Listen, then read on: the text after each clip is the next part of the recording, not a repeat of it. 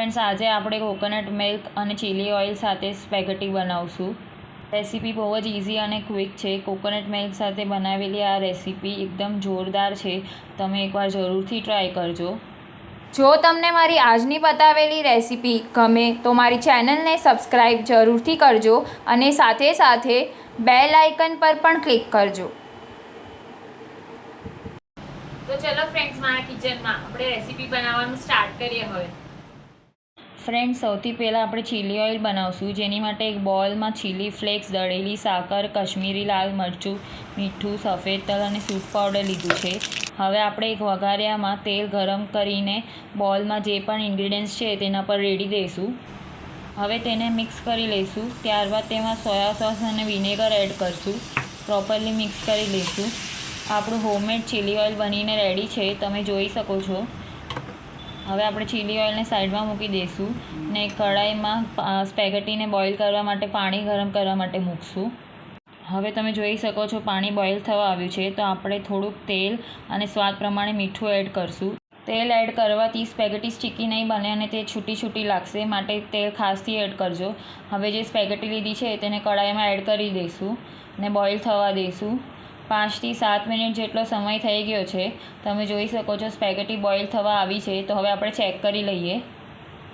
Spaghetti એકદમ properly cook થઈ ગઈ છે. તો હવે ગેસની ફ્લેમ ઓફ કરી દઈશું ને તેને ઓસાવી લઈશું. હવે સ્પેગેટી પર રૂમ ટેમ્પરેચરવાળું પાણી રેડી દઈશું, જેથી કરીને સ્પેગેટીની કુકિંગ પ્રોસેસ સ્ટોપ થઈ જાય.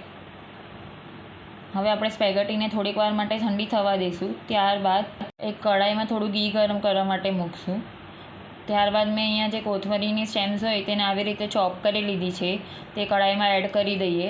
કોથમરીની સ્ટેમ્સનો આમાં બહુ જ સરસ ફ્લેવર આવશે, માટે તે જરૂરથી એડ કરજો. ત્યારબાદ 1 ચમચી જેટલો મેંદો એડ કરીશું ને તેને કૂક થવા દઈશું. મેંદાનો કલર સ્લાઇટ ચેન્જ થાય ત્યારબાદ આપણે ચીલી ઓઇલ જે પ્રિપેર કરેલું તે એડ કરી દઈશું. ચીલી ઓઇલની ક્વોન્ટિટી ઓછી વધારે તમે તમારા ટેસ્ટ અકોર્ડિંગ એડજસ્ટ કરી શકો છો. બધું પ્રોપરલી મિક્સ કરી લઈશું. હવે પાસ્તા ઓસાવતી વખતે જે પાણી રિલીઝ થયું હતું તેમાંથી 2 ચમચા જેટલું પાણી હું કઢાઈમાં એડ કરી રહી છું. ત્યારબાદ આપણે કોકોનટ મિલ્ક એડ કરીશું અને પ્રોપરલી મિક્સ કરી લઈશું. મને કોકોનટ મિલ્ક થોડુંક ઓછું લાગે છે, માટે ફરીથી બીજી વાર એડ કરી રહી છું. પ્રોપરલી મિક્સ કરી લઈશું. ત્યારબાદ સ્વાદ પ્રમાણે મીઠું એડ કરીશું. મીઠું તમે તમારા ટેસ્ટ અકોર્ડિંગ ઓછું વધારે લઈને એડજસ્ટ કરી શકો છો.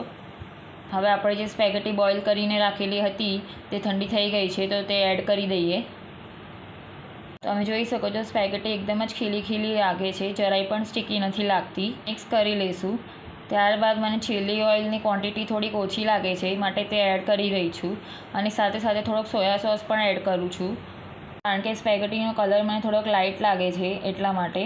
પ્રોપરલી મિક્સ કરી લઈશું. તમે જોઈ શકો છો સ્પેગેટી કેટલી ટેમ્પટિંગ લાગે છે. બનાવેલી સ્પેગેટી 2 જણ માટે ઇનફ છે. સ્પેગેટી બનીને રેડી છે. હવે આપણે તેને સર્વ કરી લઈએ. ખરેખર બહુ જ ડેલિશિયસ ને યમ્મી બને છે. તમે જરૂરથી આ રેસીપી ટ્રાય કરજો.